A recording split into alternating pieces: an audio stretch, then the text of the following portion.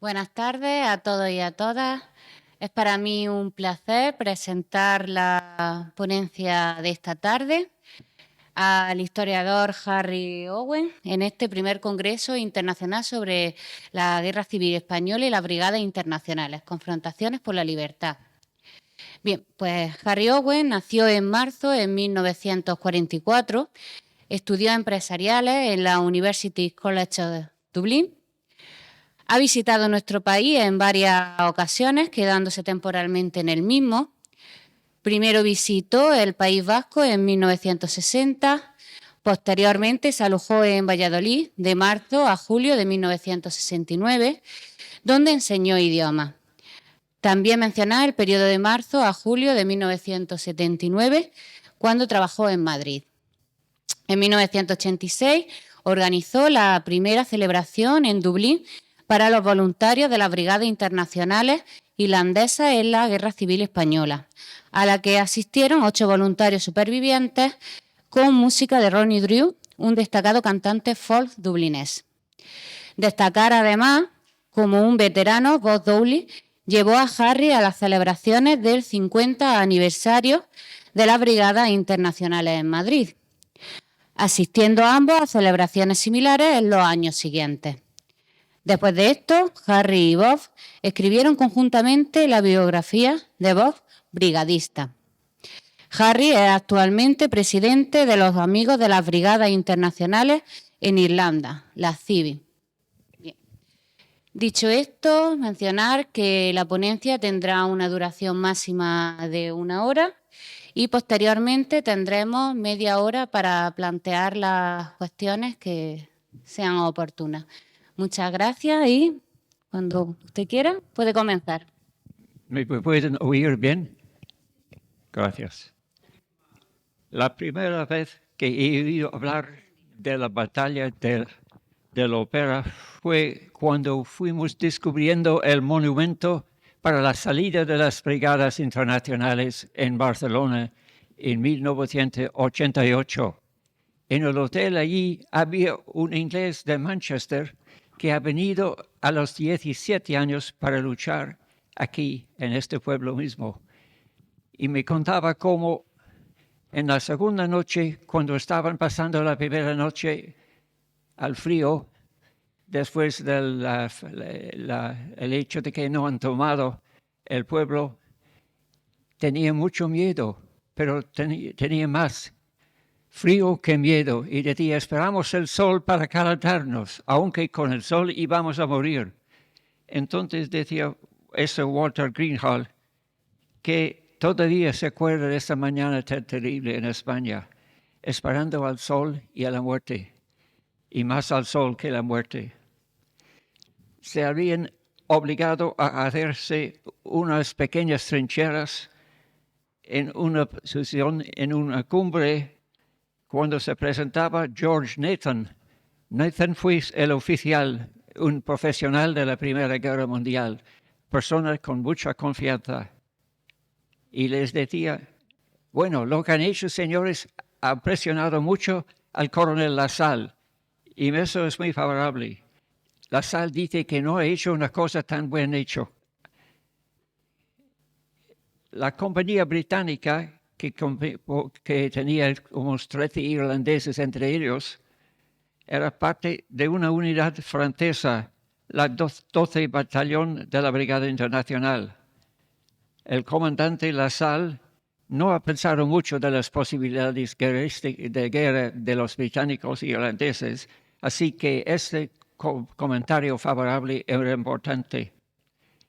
Esta noche pasaban en Pozos de Lobo, en la cima, con la primera compañía, cuando vino un amigo de Manchester y le decía al pobre jovencito, no es una jodida guerra, eso es una matanza, me voy a casa. Y bueno, el joven decía, supongo que se va a cambiar de Pozo de Lobo. No, se ha ido a casa y declaraba a la prensa británica más derechista que todo eso de las brigadas internacionales es un desastre. Era un gran escándalo porque es hijo del del comunista principal de Manchester, que nos ha reclutado todo para la paz, contra la cosa que había hecho Mussolini en Etiopía, y después nos ha convertido en la necesidad difícil de dejar el pacifismo y defender a la República Española. Un cambio muy grave para jóvenes. Pero ese George lo había hecho, y ahora su propio hermano ha hecho una cosa en el público que echaba menos todo lo que estamos haciendo aquí, y su hermano también. Ese señor ha dicho una cosa que es triste decir, era verídico. Era como una profecía de lo que iba a pasar el día siguiente, porque el día siguiente, cuando intentando avanzar, nos cortaron los moros con metralletas a dos lados y nos estaban machacando. Solo George Nathan sabía cómo hacernos bajar uno por uno en una forma regular y retirarnos del desastre total. Es que estamos aquí defendiendo una cosa que queremos, una democracia española, pero con medios tan ridículos. Yo tenía un fusil que llevaba 1875 y me daban balas que no podían entrar en ese fusil. Y era como armas como esa que era la excusa por la queja y el escándalo de su hermano. Los fascistas están más alto que nosotros en las dos lados de la compañía. Y oímos llegar una obis explotó, y no a la nuestra, sino del enemigo, y la segunda más cerca, y la tercera más cerca aún. Era para tener una idea de la distancia, pensamos, pero no. El aire estaba lleno de balas. John Cornford en ese momento llevaba una venda blanca y se avanzó hacia la cumbre, y claro, con esa venda blanca, porque le había tocado una cosa en Madrid, los moros le pusieron una bala en el frente y cayó muerte. Cornford más por llevar la venda que otra cosa. Teníamos unos cruces de fuego de los dos lados. Un ataque en Lovera era fuera de pensar. Había que retirarnos y a ver si hay posibilidades de sobrevivir. Bueno, dice el Nathan, retiraros de forma regular. Y así fuimos hacia el valle. Las obuses estaban cayendo alrededor de nosotros en la línea de retirarnos.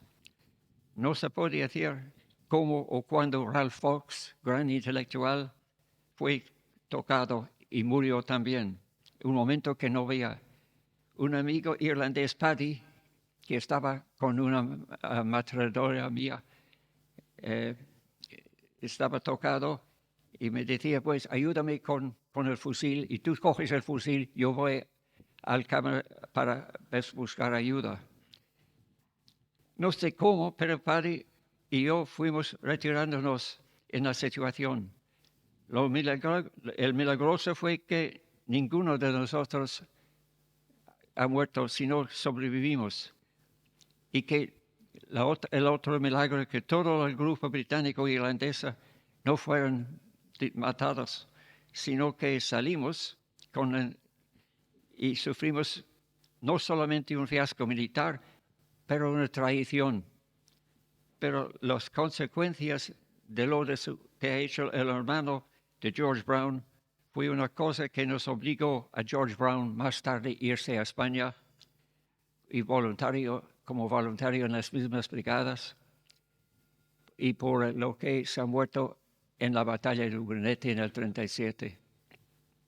La primera compañía fue en gran parte irlandesa, es decir, muchos de nosotros eran irlandeses que han estado en la lucha para la independencia, es decir, no tenían ninguna experiencia formal militar, simplemente de guerreras, de bombas, de rifles, de revólver, de granadas, cosas así. No eran profesionales de la guerra. Solo unos 2 o 3 tenían alguna experiencia de la Primera Guerra Mundial, y eso a un nivel muy bajo, sargento, suboficial, hasta teniente como máximo. El hecho que fuimos a España era una demostración, como ha dicho Frank Ryan, que nos ha traído todo ese grupo de 80 para ser los primeros irlandeses voluntarios viniendo aquí y saliendo de Irlanda, diciendo a la prensa que era una demostración a la España democrática de la simpatía de Irlanda revolucionaria y democrática al pueblo español en su lucha contra el fascismo internacional. También fue una réplica a la intervención del fascismo irlandés al lado de Franco y contra la República. Habían enviado un general muy derechista irlandés, un fascista tipo de Mussolini más que de Hitler, O'Duffy. Y Duffy, antiguo jefe de la Guerra Civil y jefe de la Guardia Civil en Irlanda, se ha puesto como un político, recuperando un poder pasado que tenían como jefe general, mandando unos 700 voluntarios a Franco.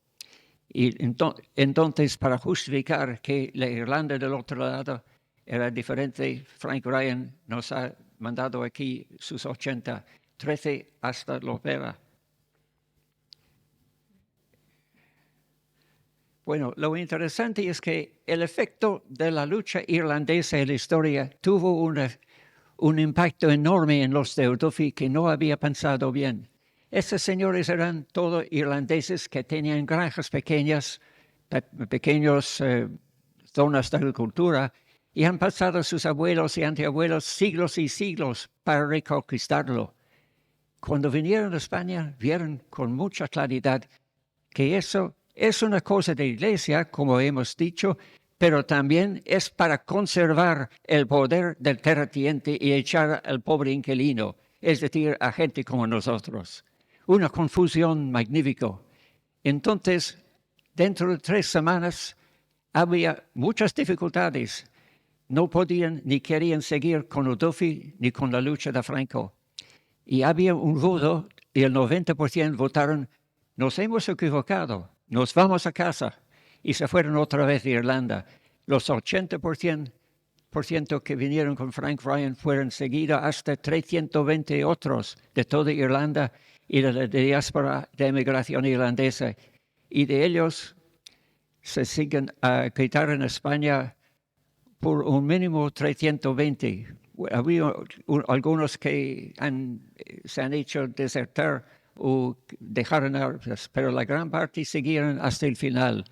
Incluso uno el tío de una persona que está aquí, que murió en el Ebro en el último día. O sea, O'Duffy tuvo el desgracio de volver con su gente dividido en 3 partes y su futuro político de Irlanda cayó por abajo. Pero lo de Frank Ryan todavía está, digamos, en opinión pública, más y más favorecido.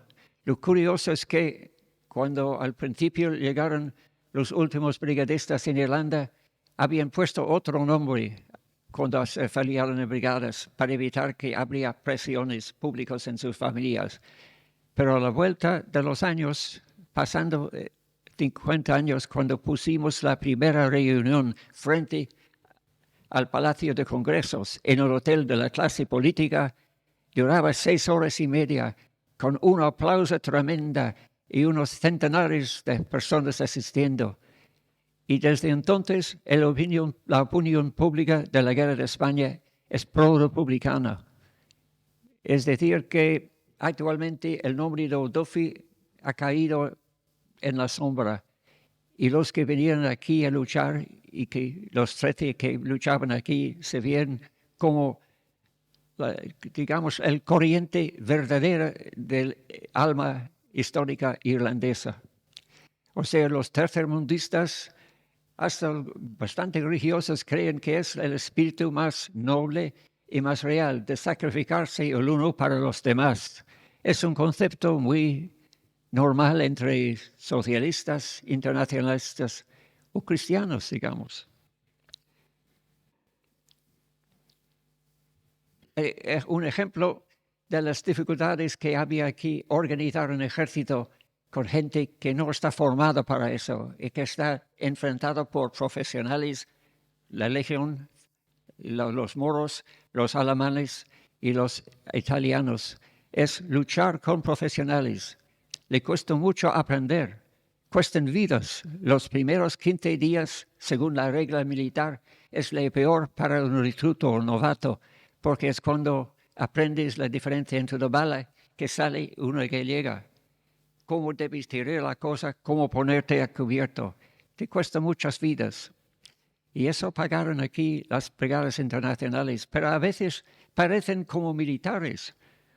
Un joven Timoteo Ruiz,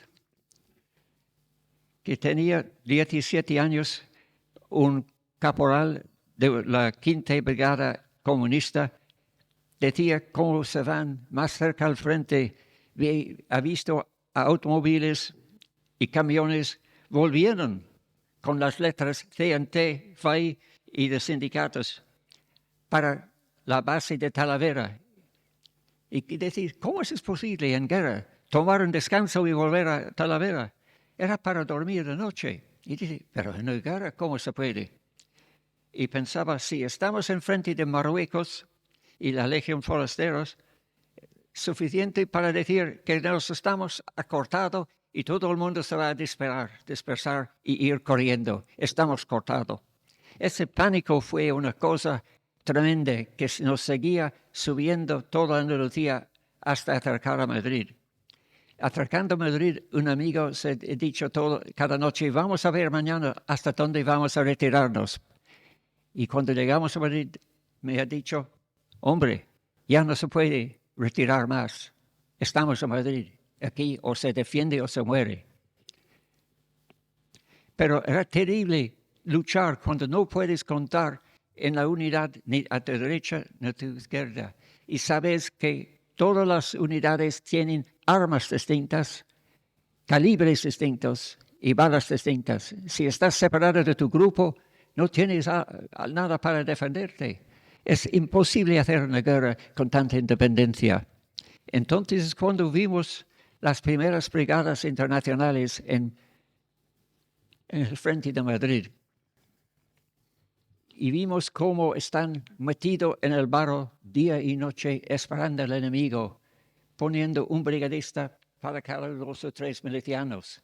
Y nos decimos, eso sí es un soldado, esto es el ejército que necesitamos, que no se retire, que aguanta y espera al enemigo para matarle.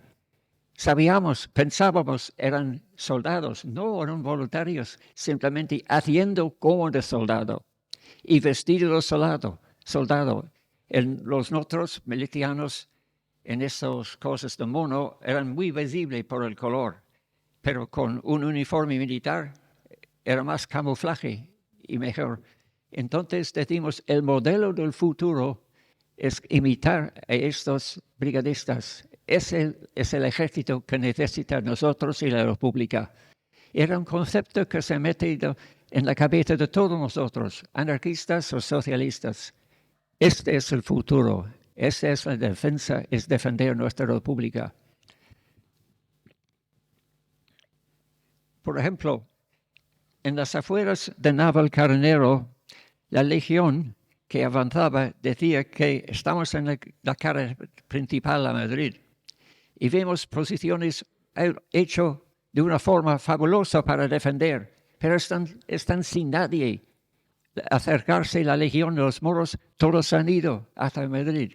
Ese temor terrible a la legión y a Madrid iba siguiendo hasta que, digamos, cuando los republicanos tenían su propia legión, la legión de brigadistas extranjeros, que reemplazaba legalmente y efectivamente a la legión y al final hasta los moros.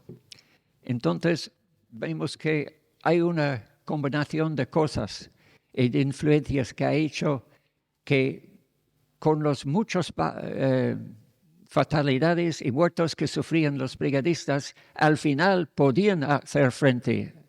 Incluso en la batalla de Jarama, finalmente en campo abierto, pararon no solo los moros y la legión, pero el ejército ayudado por alemanes y con italianos.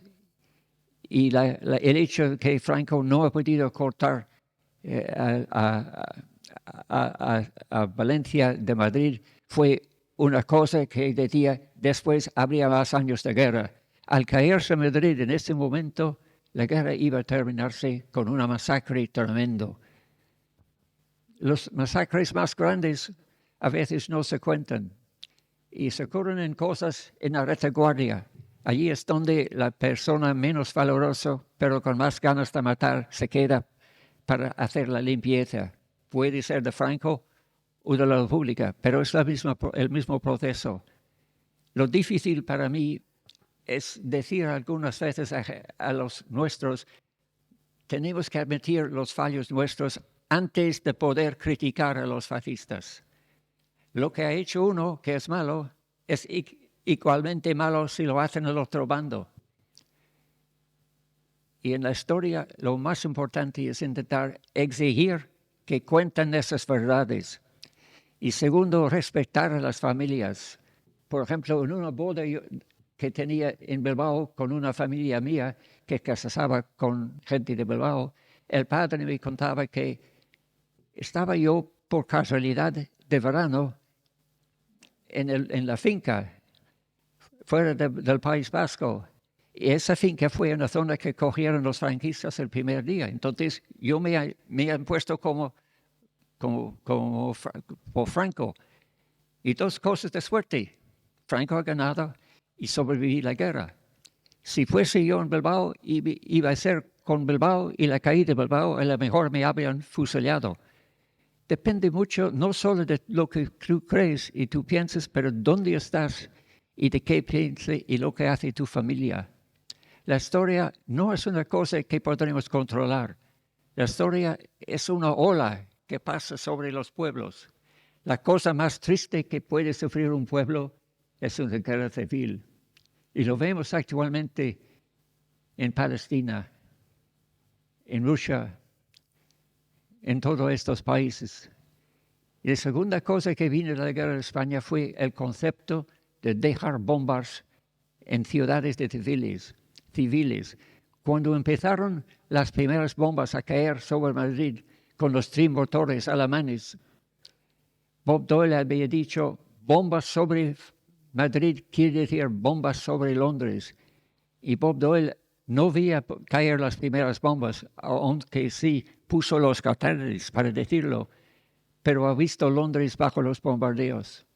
Y cuando pusimos la primera conmemoración en 94 a los muertos de la batalla de Jarama, montamos un pequeño, digamos, grupo de políticos para promover que Felipe González no quiso gastar los fondos socialistas en poner esa placa a los muertos de la batalla de Jarama en las brigadas y se paraba. Entonces Edward Heath, que ha sido un primer ministro conservador, pero de hijo de estudiantes, se ha ido a ver a la brigada internacional, visitaba. No les gustaban mucho que fuera un Tory para visitarles, pero él ha dicho, es un principio. Y cuando fue primer ministro, Bob Doyle, escribimos yo una pequeña carta a Edward Heath diciendo, queremos que los británicos muertos aquí tengan su tumba. Son tumbas británicos, no españoles. Y González no nos debe negar.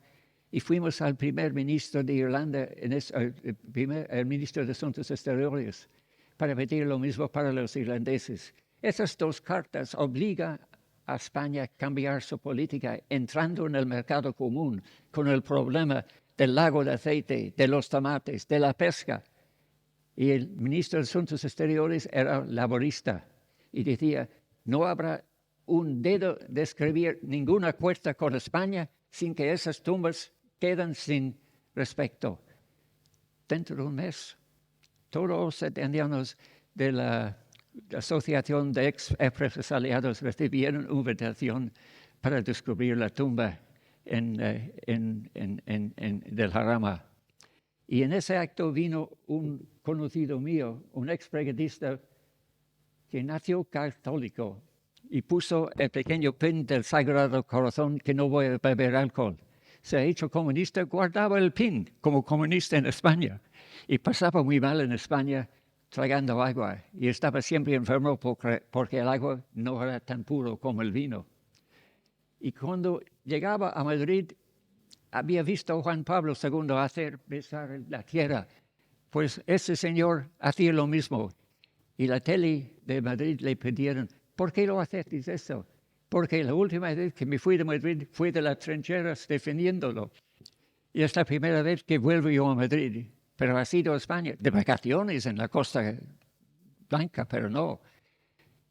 Y en ese acto de descubrir la placa ha habido la ministra de Asuntos Exteriores de González. Y escuchando eso en la tele decía, yo voy a intentar sacar esa promesa de que Negrín ha hecho de ciudadanía a los brigadistas. El amigo mío, el irlandés, no hablaba español y cuando la ministra empezaba a decirlo, el tío estaba a su lado sin entenderse de nada. Pero era la persona que había hecho mover la voluntad de esa mujer. En el 96 fue un acto tremendo.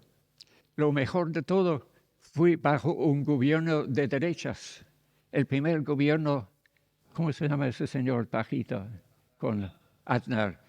Y ha dicho a los suyos, no vas a votarlo, vais a dejar pasar un voto socialista. Era el primer paso hacia una derecha democrática para mí, un paso muy importante para España y un gracias tremendo a las brigadistas. No puedes imaginar el efecto en los brigadistas de sus viajes a España. En su propio país son ancianos. La gente en la familia están harta de todos los cuentos de la guerra de España. Se aburren. Pero una invitación para venir a España y van a aguantar los años y meses para hacerlo. Una vez llegado a España, había que ver los honores, las flores, las jóvenes que van a acudir a aplaudir, los conciertos que pusieron. De repente no son gente vieja, son jóvenes otra vez que han hecho la lucha en España. Vosotros los españoles habéis prolongado las vidas de supervivientes españoles de las brigadas internacionales a un nivel que no se puede imaginar fácilmente. Por ejemplo, un austriaco, ¿me permite? Me desvío un poco. Hans Landauer, salí de Austria cuando lo de Dollfuss suprimió la Viena roja, como decía, era Viena no comunista, pero socialista, de bienestar, y lo puso con el ejército. Cuando vino Hitler no había nada más para ponerse. La única oposición fueron con los socialistas, y en lugar de hacer una alianza entre católicos y socialistas, dejaba pasar a Hitler. Y Hitler tomó Austria y salió ese jovencito a España. Y a los 17 años se puso 18 y se afilió a las brigadas internacionales. Pasaba toda la guerra de España, llegaba en Francia, le pusieron los franceses en un campo de concentración, llegan los nazis, le pusieron en Auschwitz. En Auschwitz, hablando alemán, y este señor Hans Landauer y los demás que hablaban alemán se encargaron de todas las fichas de experimentaciones sobre personas. Y entonces podían elegir a todos los españoles de la guerra de España que llegaron y sacarles poniendo, cuando muere una persona, nombre de ese tío y darles la dieta especial para nutrición, para gente que iba a hacer pruebas de, como dices, conejos de Guinea, conocía de India, pero en lugar de pasar por eso, se poseían al lado.